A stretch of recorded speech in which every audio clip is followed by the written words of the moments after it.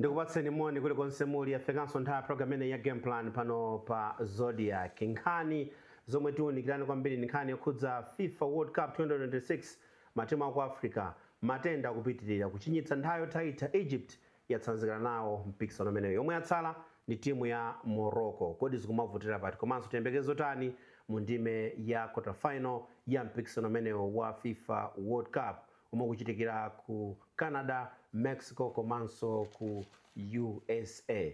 FDH Bank waishosha mphunzitsi wa timu ya FCB Nyasa Big Bullets akukamba kuti ali ndi chiyembekezo timu yake ipitirirabe kuchita bwino pamenenso anakwanitsa kupambana masewero awo ndi Craig Sporting komanso tikhale tikuona za timu ya Blue Eagles yomwe pakati ali pano akufanana nayo mapoint mu mpikisano umenewu wa FDH Premiership. Posayiwalanso nkhani zokhudza the Scorchers pamene ikhala kulera ku mpikisano wa AFCON. Akuluakulu a Football Association of Malawi ali ndi malingaliro opeza 1 billion kwacha kuti zithandizire timu imeneyi. Ina ndi Dickson Chivwati Gondo. Khalani pomwepo posachedwapa ndalanda yomwe tina mpulogalamu yathu ya lero ya Game Plan.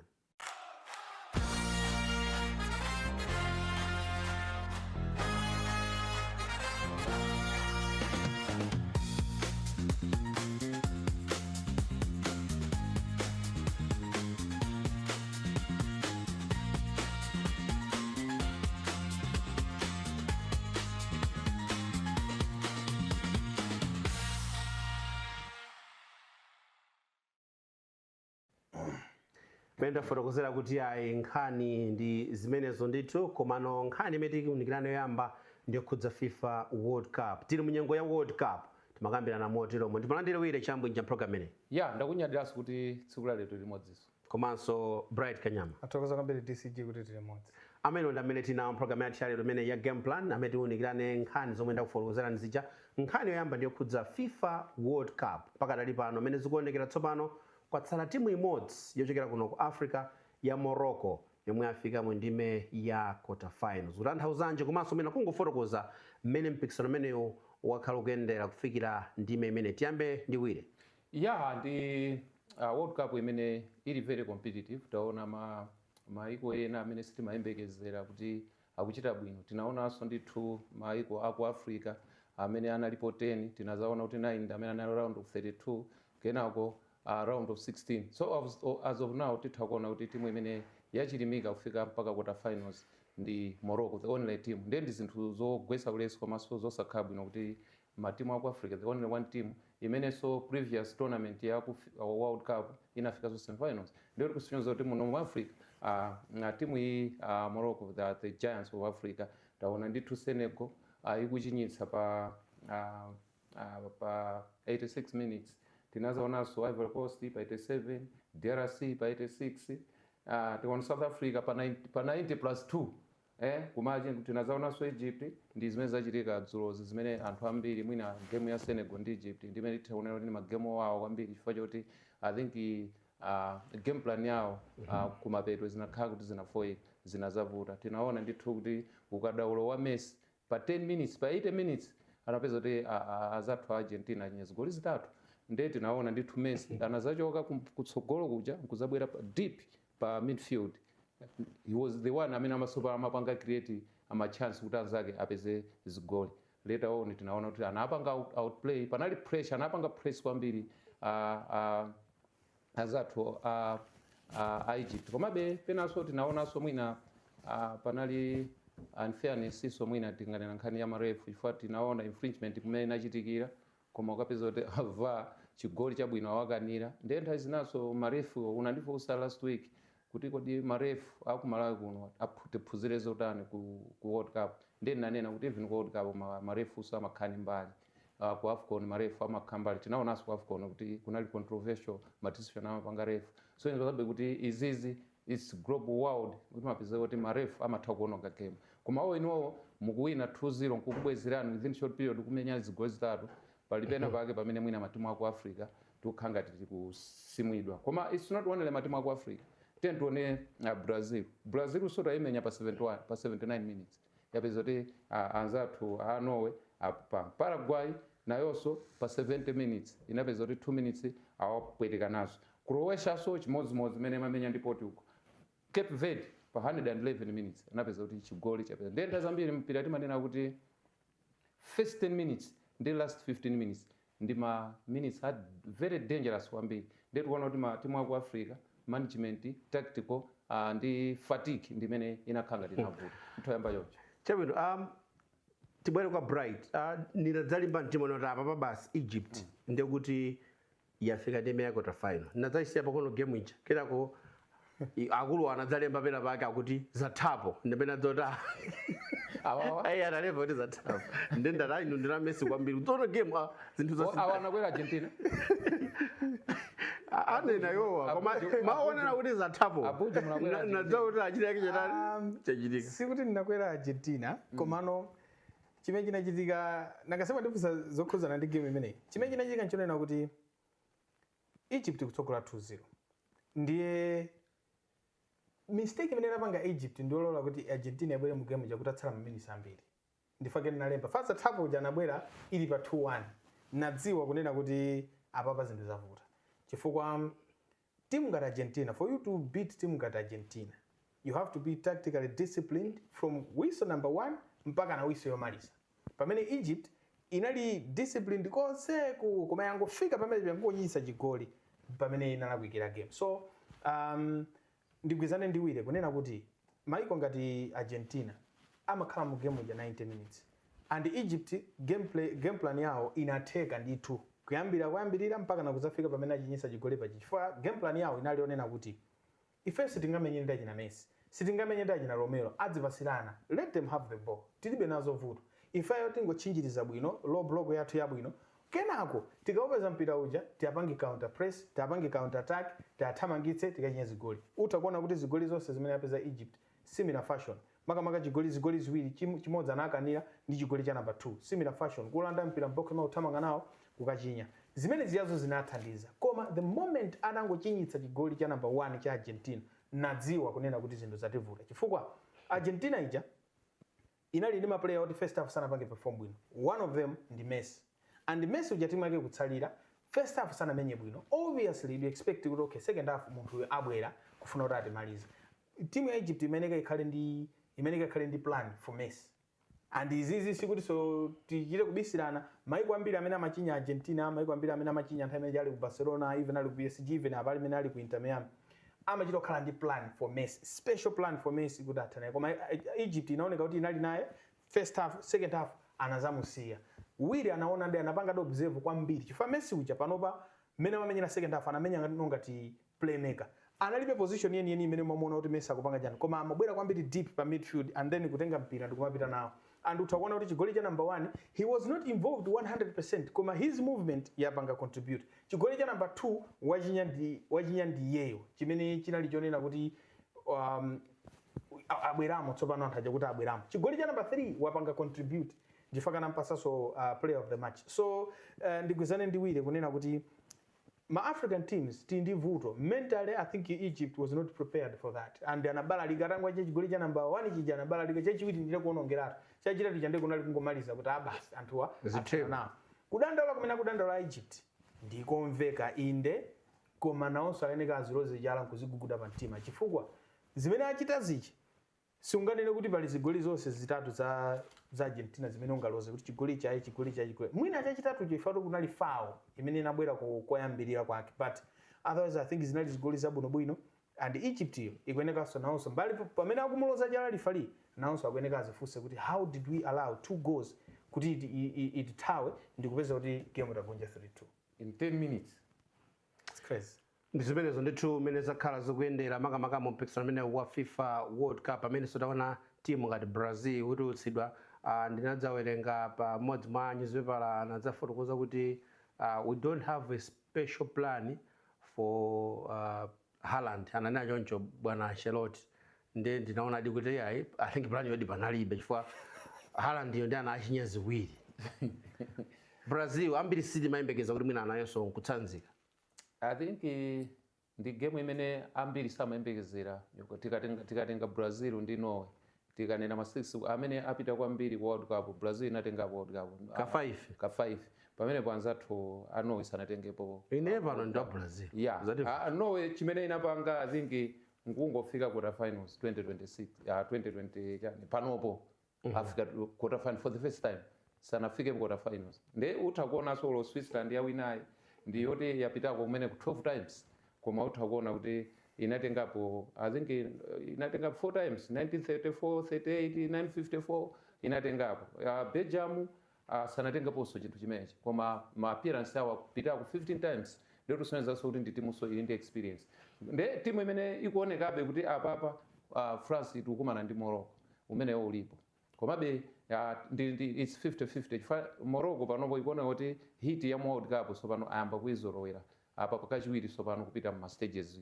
kudutsa ma stages ngati amene wawo nde tionerabe game yabwino France versus Morocco the only team ife anthu aku Africa tikudalira out of the 10 teams one remaining teams koma ine ndadandaula kwambiri kunapezekapo akhungu ngati lathuli ngati achina Senegal achina akanapitako chifukwa wawabe olapita Africa that level koma akachita bwinonso amatinyoza kuti we are not Africans nde anyway ambiri akwera France nangasi France ambiri aja ni Africans ambiri aja ndaku Guinea line up ndi imene ya quarter final imeneyo France versus Morocco Spain Belgium Norway England umene also ulipo wa Norway versus England chifukwa performance ya Norway panopo England itapanda kusamala ndoti Norway itopita so semi finals tikaona Argentina ndi Switzerland already apopo azikuonekeratu kuti ali ndi upper hand otatha kudutsa ndi kuti ndi Argentina although Argentina yadutsa ma group stages utha kuonanso kuti yadutsa ndi matimu amene anali ofoka kwambiri Cape Verde ang'onoang'ono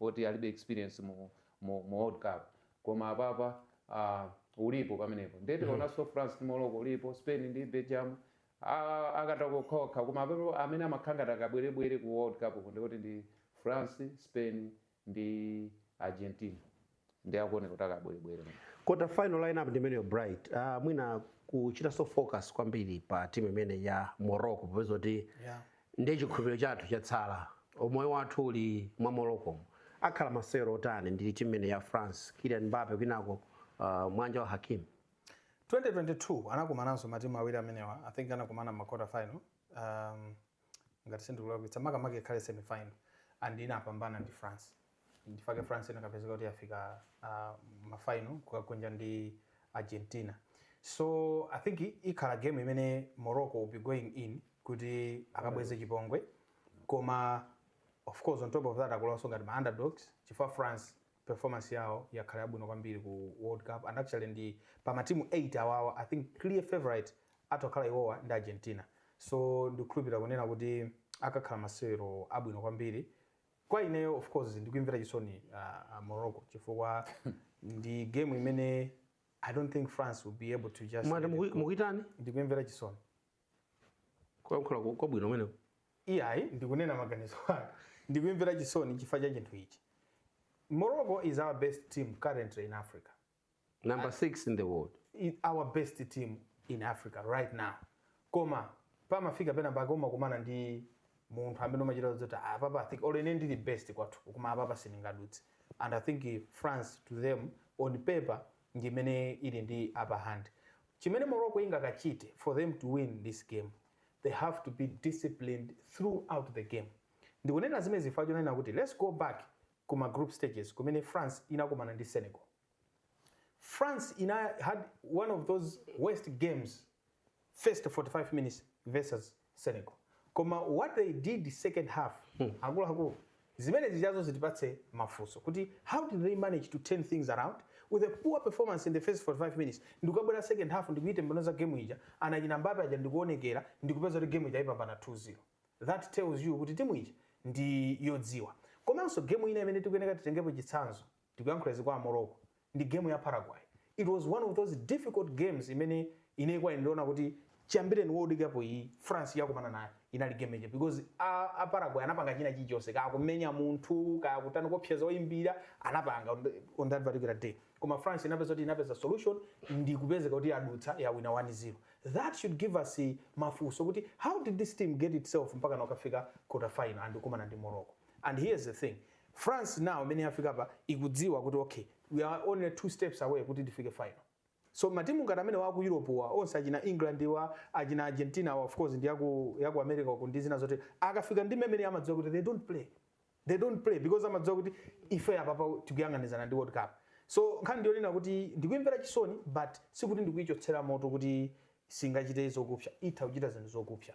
If you look at that lineup, I think one of those difficult games amene atha kubweramo imodzi mayo ndimene France versus Morocco and ina indigwizane ndiwiri ya England versus Norway. Chifukwa cha chinthu chonena kuti you look at players amene akusera mu team ya Norway. Team ya Norway has got 3 or 4 players amene akusera mu English Premier League. And the reason why Haaland performed better versus Brazil is because 1 or 2 players in that Brazil team amasera EPL and Haaland walanga kwambiri. EPL mmodzi mayo ndi player wa Arsenal and chigoli chimene anachinya Haaland cha mutu chija anachinyiranso pamutu pa Gabriel Magalhaes anachinyira pene. So England ija will be going in knowing kuti Haaland atipanga zakuti. That is going to give space kwa jina Solskjaer kuti atha kupeza chigoli. So kwa ineyo game yovutitsitsa kwambiri in this stage. France, Morocco, then next in Norway, England, komanso then again go Spain, Belgium, otherwise Argentina, Switzerland. I think Argentina ili ndi upper hand yotitabulutsa.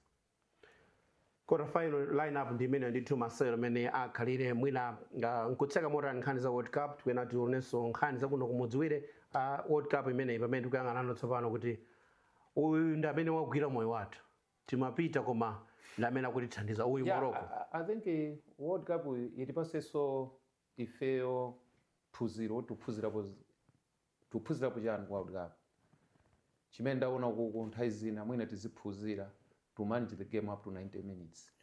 Zitithandiza. Chifukwa mavuto akuchitika ku World Cup matimu aku Africa zimene ziso even in Malawi zimatichitikira. Muzaona ena manera ya hydration break aja khanga limwe na maka chakumwa choledzeretsa. Yeah. Mumpira akuti kabanga. Let's play to the whistle. Ref akaimba pya 90 minutes. Another issue ndi amene akuoneka. Wapita wa moyo Ronaldo abaso wapita awuti sinthayo mauzana kuti ndi bagame apa sinalowa ku maklabu Manchester United ena Arsenal ena chani wapita Ronaldo icheniso wapita Messi swapita ndikunena before game ya kunali ma comparison simu manena kuti Ronaldo wapita Messi swakupita pa ete chakuti minutes ili kanali azathu akutsogola Egypt 2-0 ndi game yopweteka kwambiri. Tiphunzirepo ziwiri zitatu zimene zachitika kumene komanso tiphunzireso chinthu chimodzi chimenenso mwina kunokonso ziwiri zitatu tiyenera kutengerapo phunziro ku nkhani ya man of the match. Azathu kuku man of the match satengera kuti timu yawina yayi kapena wachinya chigoli. Azathu kuku man of the match amatengera mmene munthu wapanga akomapena awiri akomanama pena ku World Cup man of the match ngati game ya Ronaldo anachinya cha penalty anatinamiza kwambiri anampasaso Ronaldo anatinamiza. Khalanga ndiyathu yomango kusivu kujama ngubwira pa waya pacha maona ndani kunoko amene wachinya chigoli amakhamano the match muzaoneseso zapanga observe zimene zo DCG amene wachinya chigoli kasana amene bwino man of the match zimene zozo ndikuona ngati so tikuononga mpira chifukwa ndayi zina tizoona ma statistics a player kuti kodi wapanga assist kangati wapasira kangati running ground muja muzimuwerengera malanza ake ground muja kuti uyu atopeza kuti mwina ali timu imene yagonja koma ndamene wamenya bwino kwa sababu. Do we give player of the match to a losing team? Kwambiri. It happens. It happens koma goalkeeper wa Cape Verde anakhabwani man of the match. It happens koma amakhala rare situations. Pamwa chitsanzo game imene wapereka awiri ya Cape Verde ndi Argentina. Inali game inena kuti kupanda goalkeeper amene ojaya. Cape Verde masamba za serious kusamba kwake so sali pang'ono. So ukhoza kuona kuti if you go back to ma scenarios ngati amene ajawo, yes, most of the times timangana kwambiri kuti imene yapambana komanso performance kuti contribution ya player ndiyo rani pa zimene the outcome kapena the result influence yake pa result ndiyo rani. So zimene zimapanga contribute kwambiri kuti player of the match ndi ndani. Chinanso chimene chimapanga contribute is ma sponsors. And timayiwala zimene zizi. If a sponsor, let's say mwachitsanzo ndingopereka example so ndimene zimachitikira mene lili Airtel top 8. There's a game. A sponsor says ine ndabwera kuno kundizaonera mpira koma uyu ndi amene amenyera bwino ndifuna uyakhale man of the match. Azimatha kutheka ngopita ampase. Because a sponsor has influenced. In terms of ubale kumanga ubale pakati pa sponsor ndi oyendetsa mpira zimatha kuthandiza because sikuti ndikumayi kunokokha even maiko ambiri zimene zimachitika sponsors sometimes amatha kusankha man of the match. That's why muzaone ma competitions ena amatha kupanga introduce ma man of the match awiri game imodzi itu wina ampasa wina uyu chifukwa cha mmene zinthu zake zili, but otherwise zimatha kutheka koma rare situations onena kuti from a losing team ukapeza kuti kwabwera player of the match, otherwise taziona apo zimachitika and awiri akunena tiziona kuti tiphunzirepo zinthu zambiri. Ine china chimene mafuna tionjezere nkhani ya maphunziro amene wili akunena ndi knowing what to do at what time kumpira. Mwachitsanzo game imene taonera dzulo ya Egypt the substitutions amene anapanga coach wa Argentina brilliant substitutions. Osangoti poti ndikupanga substitution anachotsa achina Alvarez ajankwika pa achina Martinez achina Lautaro Martinez nzeru tu zimene zichazo and imene amaika achina Lautaro Martinez is when Messi realized that I need to pull back. Imene yo ndeti mati game management. And substitution yonena kuti ndifuna kuti ndikawine. Substitution ichi ndi chake chikasinthe. Not only this, let's look at game ya Senegal. Game ya Senegal imene Senegal gave away game ya Belgium. Mistake imene anapanga coach wa Senegal kupezeka kuti kumuchotsamo anachotsapo Pape Gueye anachotsamo ma player I think awiri. That was the turning point for Belgium to come in because Belgium knew kuti atsegula. They were using two defending midfielders anachotsa modzi kusana ndi modzi. Belgium inakabola pamenepo. So china chimene tingaphunzireko as ma coach ngati ma team, it's how we approach my substitutions, knowing what to do at what time. Chabo tikambe kusama leading scholars amene akwanitsa ndithu kugoletsa zigoli kumpisa amene tikuona ndithu kuti ayi ena mwayondo ichina Mbappe wa komanso pamenepo Mbappe ndi Haaland also 7 then Messi 8 mnyamata amene Ken Harry Kane zigoli 6. Yeah, apapa I think zatuonetsera kuti age so pena pake tisamana mizano kuti age chifukwa Messi pano pali 39 years koma amene akumenyera Messi pano potona ngati mwina ali 21 years. Then nthawi zinaso tisamangonamizira kuti mwina chifukwa cha age komanso nthawi zina kumakhaso kuti player ukuzisamala bwanji. Izizi ndi zatipasa chitsanzo kuti ngati kunoko kumalawi pali ma players ena mwina akangofika 30 years timanena kuti wakalamba amene umusija pali ma players angapo amene mwina anasiyitsa mpira iwo akufunabe. Like Fisher, ndizanga Fisher amanena kuti ina anandisiyitsa mpira tu ine ndili bwino bwino. Anandisiyitsa mpira ena nditha kumenya kuposa iwo. Zinatu ngatameja. Yeah, kuno kumalawi player akamenya nthawi yayitali timamukalambisa msanga. Ndiye tingotengerapo sophunziro kuti Mene zigoli zikuende. Yeah, after the round of 16. Panopo Messi alipa akuti inoyo ndi nthawi imene tizikambako za Haaland ndi Mbappe. Si nthawi tizikamba za Messi ndi Ronaldo ena kutero. Yeah, komabe akulakwitsa. Amene akunena choncho akulakwitsa. Yeah, koma tikaona ndi nthawi yawo achina Haaland achina Mbappe achina ndani ndi nthawi yawo koma awiri aja kati tizingwasiyane akabwana muja amenye mpira awo azipita awawa ikakwana nthawi yoti akufuna kuti azipita situaso ground azapita chifukwa even maiko awo ndikukumbukira nthawi nake Ronaldo amanena kuti ndikufuna kusiya koma ku Portugal anaona kuti agent Portugal without Ronaldo ndi si Portugal. Even Messi wasiyaka wili kose Argentina without Messi anaona kuti si Argentina aso yayi ndi akufuna kuwapanga proof kuti ndizoonadi kuti ndi instrument ku Argentina. Ineyo Messi ndamona yapo magemu angapo panopo sipandatsimikiza kuti goal chifukwa ndi zaka zake ndimene akumenyera itse pala mwalichani mune musakutsimikiza msini makhulupirira kwene kuti Messi is a goal. Ndamuonera dzulo game dzulo munaionera chigoli chiwachinya Messi zija ndanena zija kuti iye uchendera ine kumene maguzana ndi mfundo yawo ine ndanthonera kuti sinimafuna nzia yafananitsa ndizingwakuona ngatosera mpira ayi basi nda kumangoona ndanthosera mpira Ronaldo ndi Messi iya usasiyanitsa ndinu Messi muti Messi is a goal iya wose ndi magoli ase ndeka wani ndi magoli awiri mbuyo omwe nake amati kuti kinaphiri ndi Lawrence Waya dolo ndi ndani ndiye ndikufuna kuyankha zimene wanenazi amene osapanga kompe osasiyanitsa aliyense anali dolo pa nthawi yake yani chimodzi ndi Jackie Chamangwana dolo anali ndani uona yani chimodzi pa nthawi yake anali dolo Jackie Chamangwana anali dolo kodi Chance Gondwe ndi kaya Mavuto Lungu dolo anali ndani zimene ziyazo sizabwino kupanga aliyense pa nthawi yake anali dolo ndiye ndasanga ndi mmene wanenera iweyo kuti osewa tisamasiyanitsa onse ni magoti. Zena napanga Ronaldo ndi zimene wapanga Messi zosiyana zititengera zaka to find maplayer awiri amene acha of course alesa makhala ndi preference yake kuti ine ndimakonda Messi ine ndimakonda Ronaldo koma point ndi imene mwane naye anthu aja because the moment you start comparing kuti Ronaldo sangapange you leave out chabwino chimene you can't see because you be focused on Ronaldo yeka, you be focused on Messi yeka. So that takes out the beauty of Messi, takes out the beauty of Ronaldo. Just appreciate the two. You will see the beauty of the two. Oh, yes, I want Madonna. And you live happily. And it will take time kuti tizapezeso ma players ena kuti chaka china winner, world player of the year, chaka chino winner. Amangosinthana awiri. Koma panopo it will take time. Kuti tizapezeso opikisana ngati mena mapangira anthu awiri. And I've shared the stage for more than 20 years. 20 years. It's not a joke. Austin Magoti. It's not a joke. Mwalimu Austin Magoti. Austin Magoti. Yeah. Ndithu tuzawanga.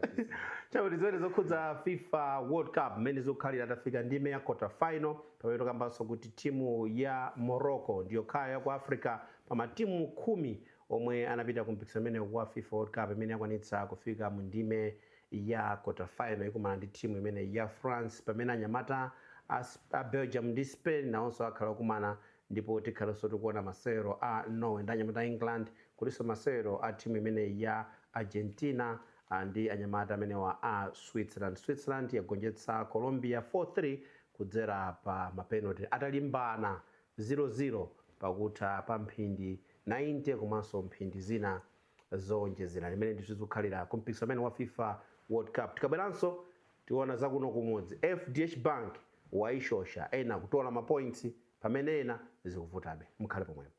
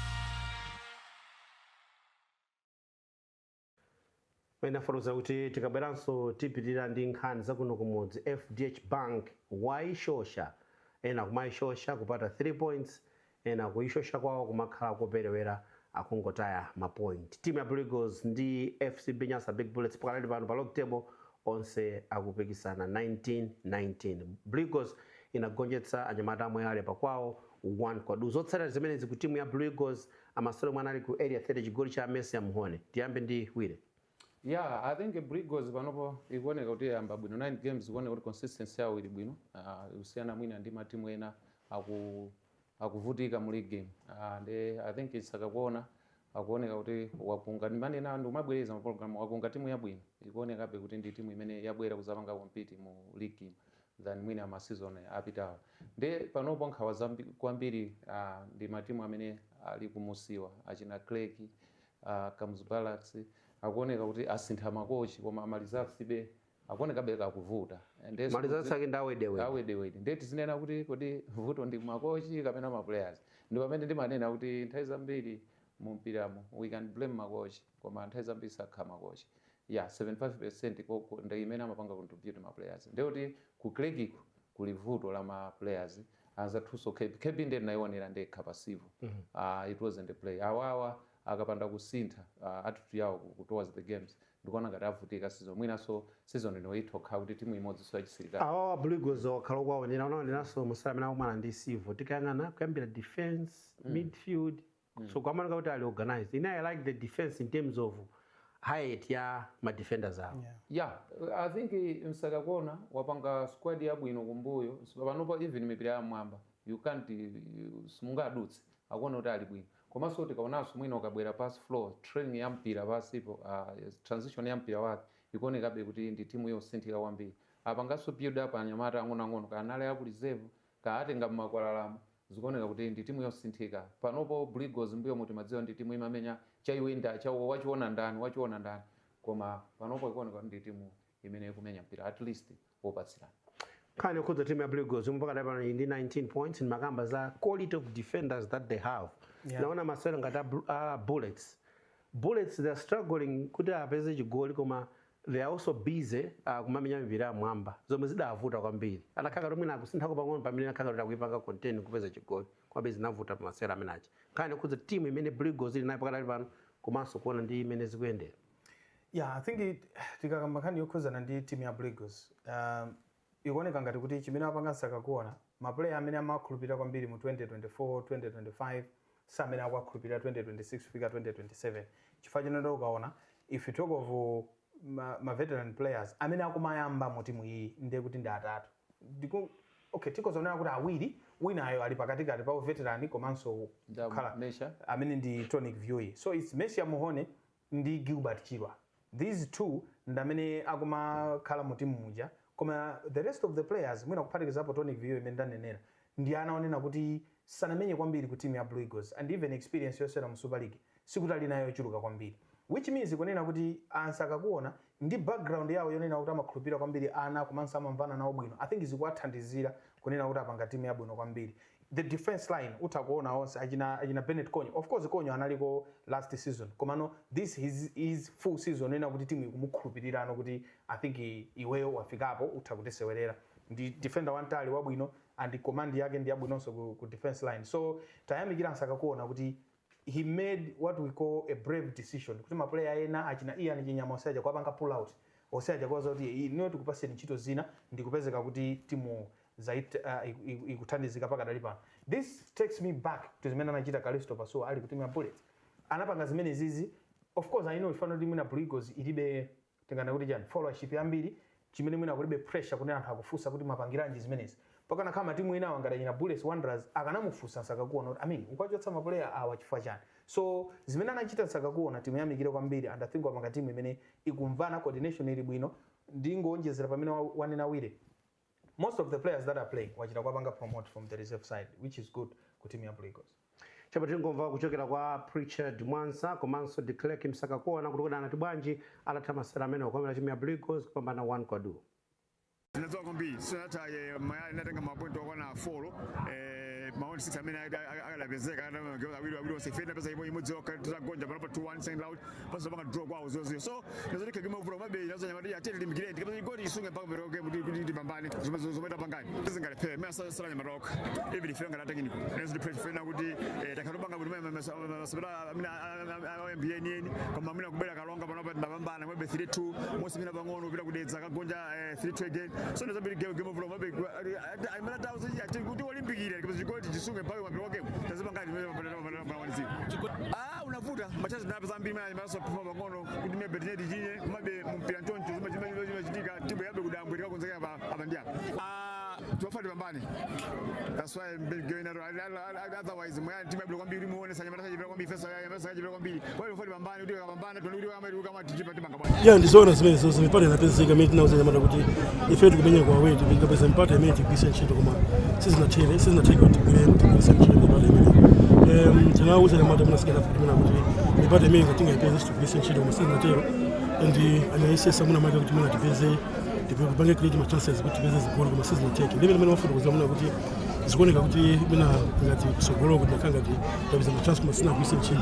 Then nchito ya fema coach kuna kuti tikabwerera tiafunse service sila bomb prefer ma players zabu era chepere ndey feyo tikabwerera tiafunse kuti game minute kumenya masters I think next week masters kuzuzu imene ndio manje ndio sasa ino kitabu ni 40 zimekwanza Zimezo ndituchokera kwa aphunzitsa amene wa timu ya Blue Eagles komanso timu ine ya Moyale Barracks tukamba za de Klerk Msaka kuona komanso Richard Mansa chinthu chinazo chimene chinavuta umeneko kapena uli chimene chinachitika mwangozi nkhani yokhudza kutsekula dressing room kumene matimu amasinthira mafungulo magiya kuti kana I think ndi chinthu chochititsa manyazi chifukwa sizimene okhala choncho match day chilichonse chimafunika kuti chikhale m'malo mwake kuti amavuta ni makiyi ndani akuti chitsekocho chimajama khangati amene amasunga makiyo amadziwa kuti chimajama ndi anzathu amoyale prep talk ndora anapangira panja which is not good. Naona nditakukuloza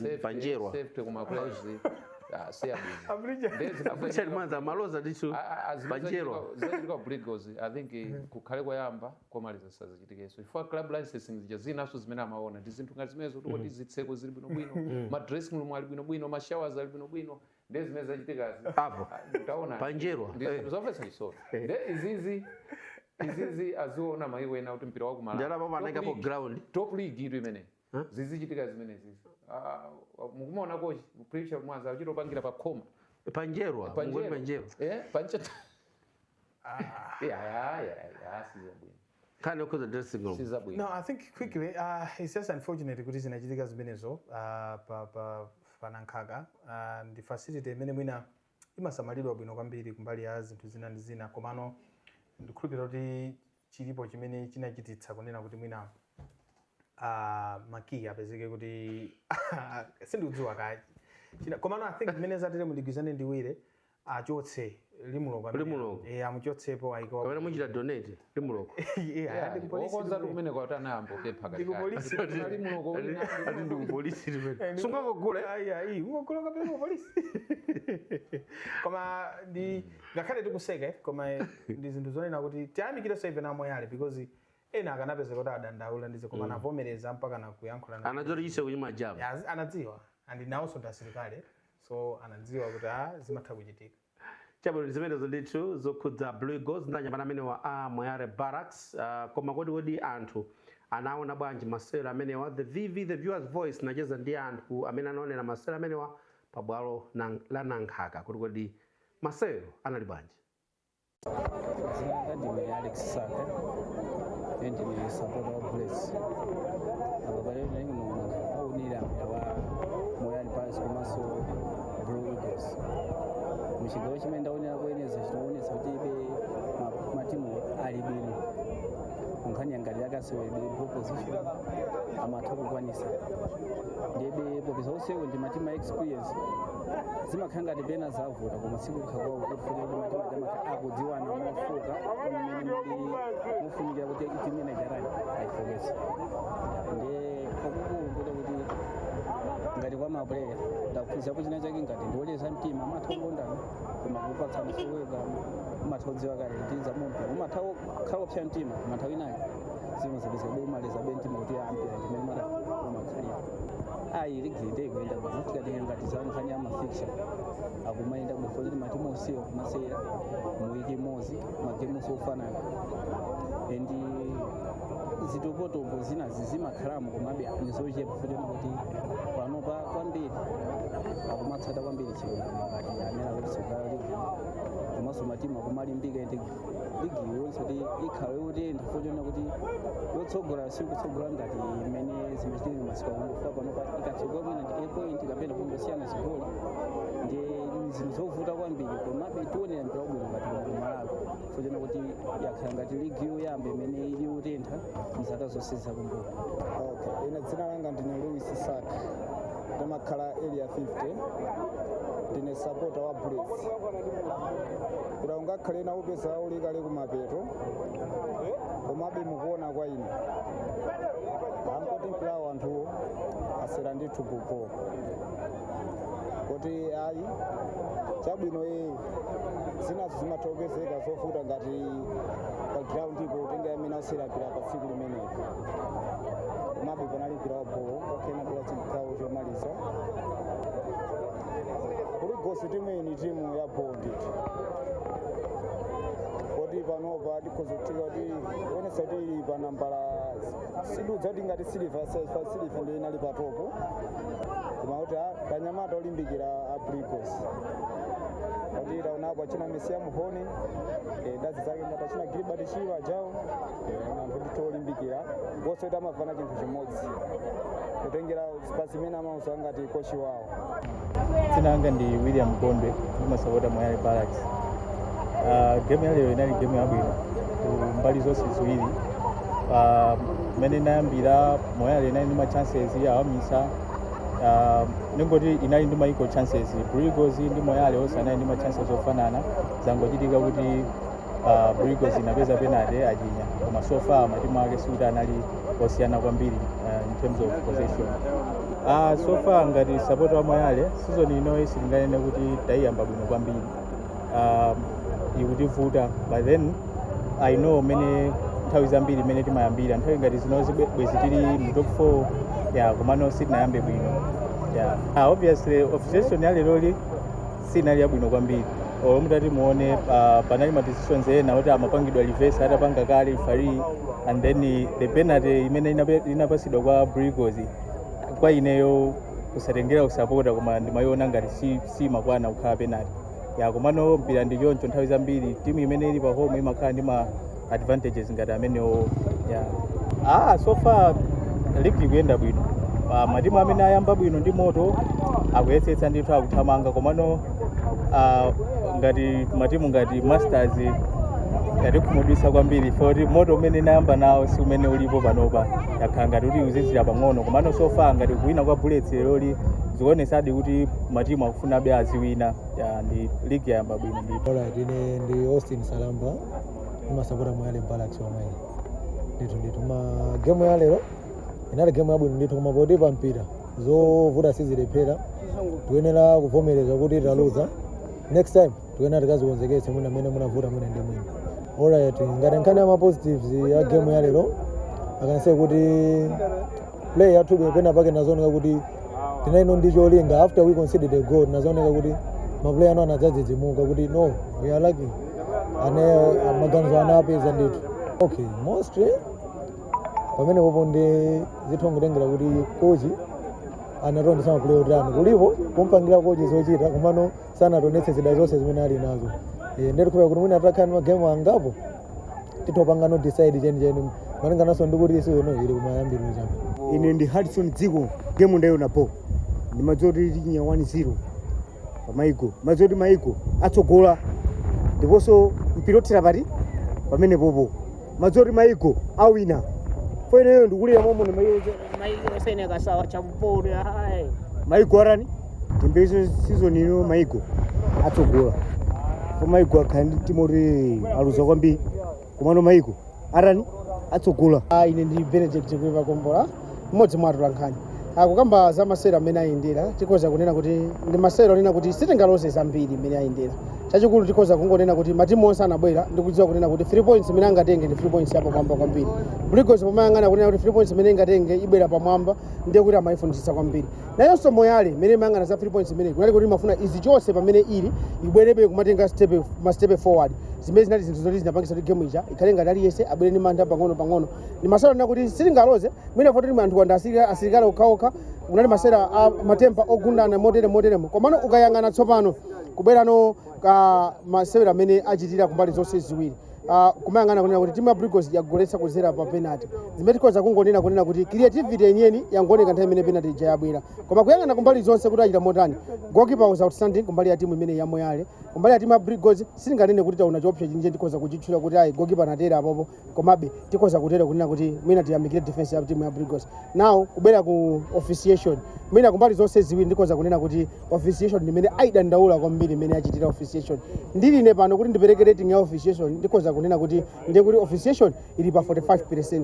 Zimaoneka kunena kuti pakati pa coordination ya pakati oyimbira ndi assistant first assistant amene zimaoneka kuti zinavuta kwambiri kuti akulumikizana motani kupanga decision wina kumuza osewera kuti ayimbira ndo pasi wina kumuza zakuti and one ma decision amene apanga oyimbira kudaba kuti kukuchitika foul koma oyimbira maso akuyangana kwa chani akuyangana kwa othandizira oyimbira kumafunsa kuti oyimbira chimene chikajasano chione pamene othandiza oyimbira amadikira kuti oyimbira ayimbe ndi athandizane kupereka decision zimene zimakhala ngati zavutitsa masewera amene mkatikati taonanso zina kuti dressing room inali yotseka sitikudziwa kuti chitseko chimenechi anachitseka ndani ndimakhulupirira kunena kuti timu ikafika pamalo mumayenera muipatse maki kuti maki ndi awa dressing room ndimene iyi kupereka maki kumakhala kunena kuti ngati kuli katundu atetezeka pamawa asazanene kuti ayi ainake khomo amene ali ndi maki ndese ndikudziwa kuti maki awo anapatsa sana apatse nanga maki anali ndi ndani anakakhoma ndi ndani zimene zili zokhumudwitsa kumasewera ampira wamene sizifunika zizioneka yayi Vivi, the viewer's voice, ndi zimene zonditu tinali pa bwalo limene la Nankhaka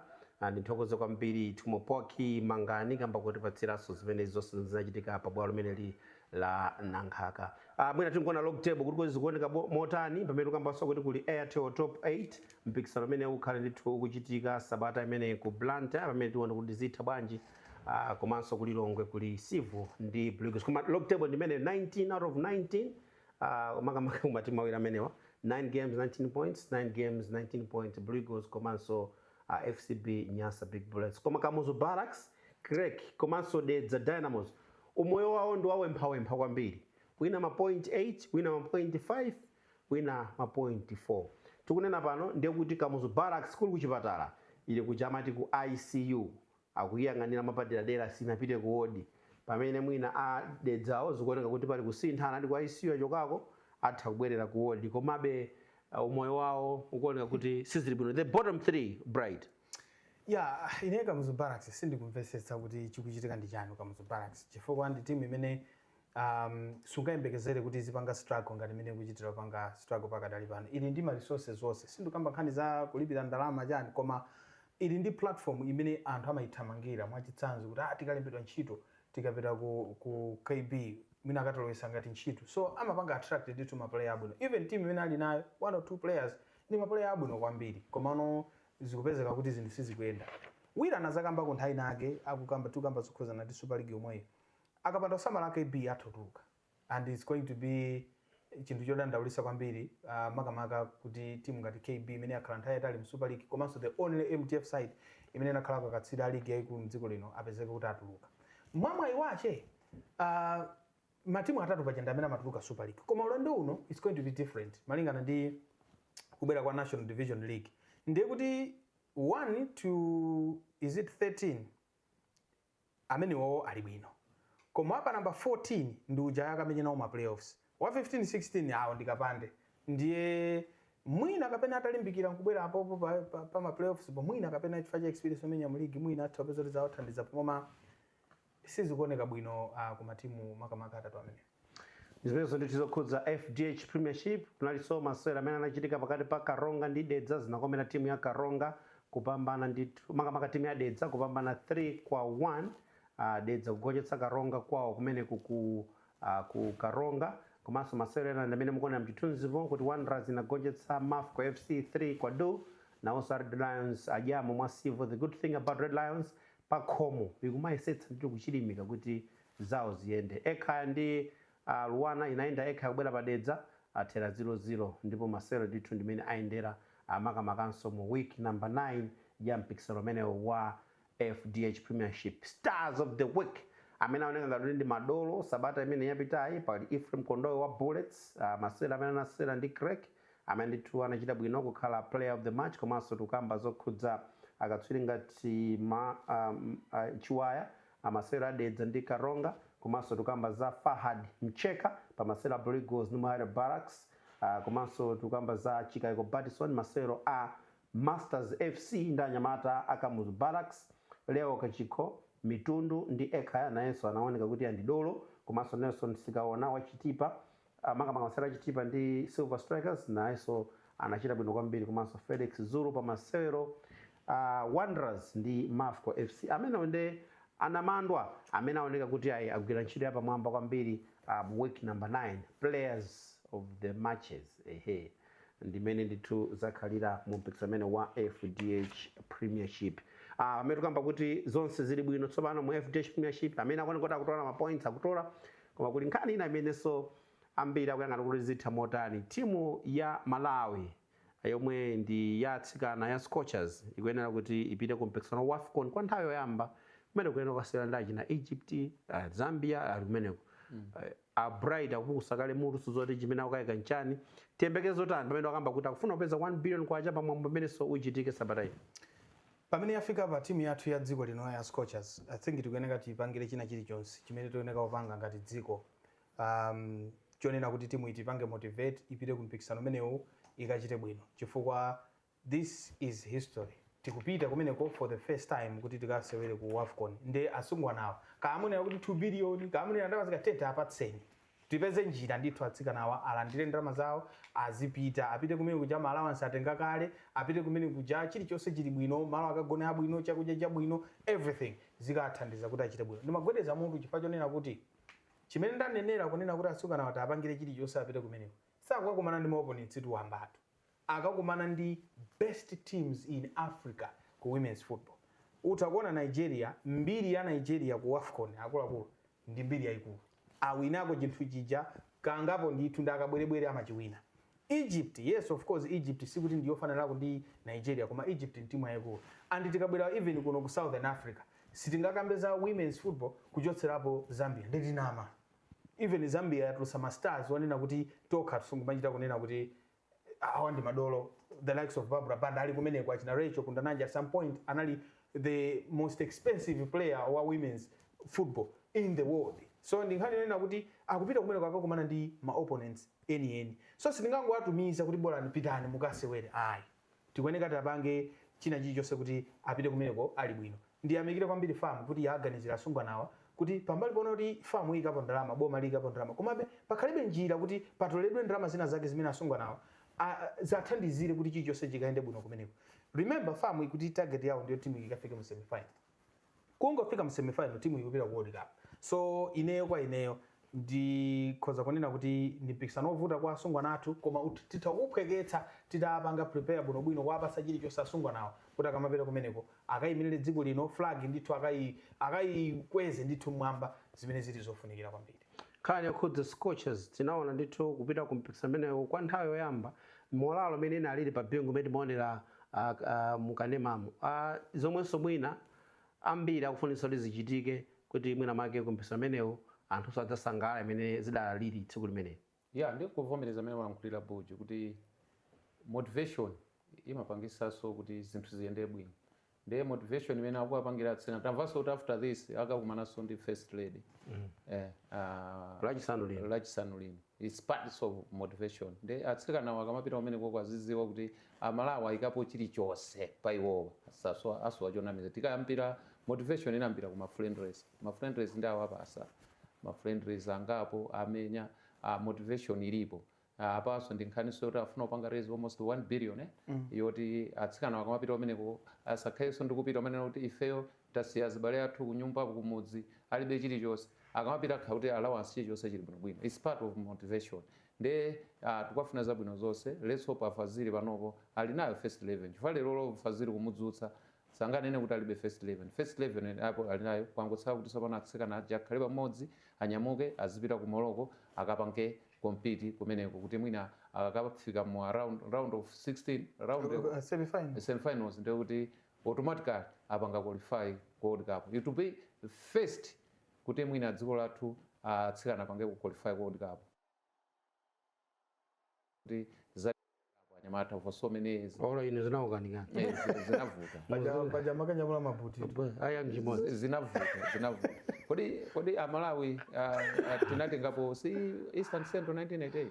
basi tunanga tinatengapo chani up to now nanga si ati taitenga katatu kodi mechi taitenga katatu cha Eastern Central Africa isana kosafa kuma sinatenga chifukwa kosafa namba 19 tinatenga mbali 2015 mbali koma titatenga mbali to ase ku airport kunali magalimoto kukuluza magalimoto mahuta alatu plate ndeti tatapita tapanga qualify kodi kapo tingasangalale bwanji ngati tinasangalala titafika round of 16 ku AFCON mtauni muso mnali pepe kuti Malawi atenga AFCON mpaka ku State House kukomana ndi HE mpaka mapuloti nanga mutati mwatenga AFCON kungachitika cha mbali olatsika anatenga kusafa si anapitaso ku State House mapuloti so mkati kusafa kama pia they deserve they deserve de ababa atsika yo inali kusafa yeni osali ambale osali ambale de kodi mapuloti wanatuka pambale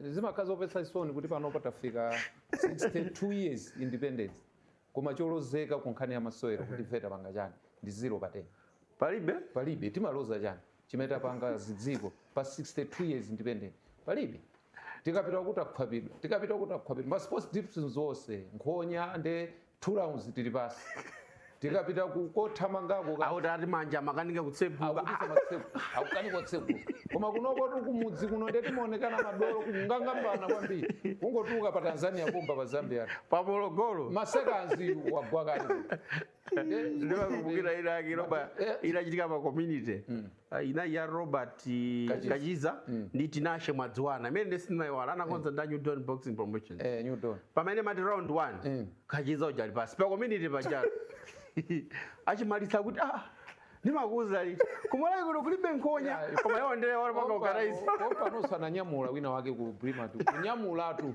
kuchita kunyamuzano chosamulini muja kuti kodi sazaphana anthuwa muti menyesatu mmakwalala nkhani ndi ma facilities mwina amasiyana the only boxer amene mwina titha kumukamba kuti tapanga kuchani pa dziko lapansi pano ku Malawi kuno since 1962 mwene kunkhonya unde ndi chilemba tikanena ku women football tatulutsako atsikana athu achinatabira wachinatemwa kukakhala the best ku dziko lonse lapansi tikaona ku women netball ndekuti kwinako chipwirikiti kwinako ndi chipwirikiti chokhachoka chabwino tikateronso tatsiriza program imene ya game plan koma tikuwuzeni kuti Airtel top 8 ilipo sabata ino anyamata Bullets akusewera ndi Ekhaya komanso kukhale masewero pakati pa timu ya Sivo ndi Blue Eagles kuliso masewero amene ndithu achitike pakati pa Craig Sporting ndi Mighty Wanderers mpikisano umenewu wa Airtel top 8 nathokoza kwambiri Wire Chambwinja kamba kuti nali modzi program imeneyi ndakunyalira kuti so tinali modzi komanso nyamata wa magoti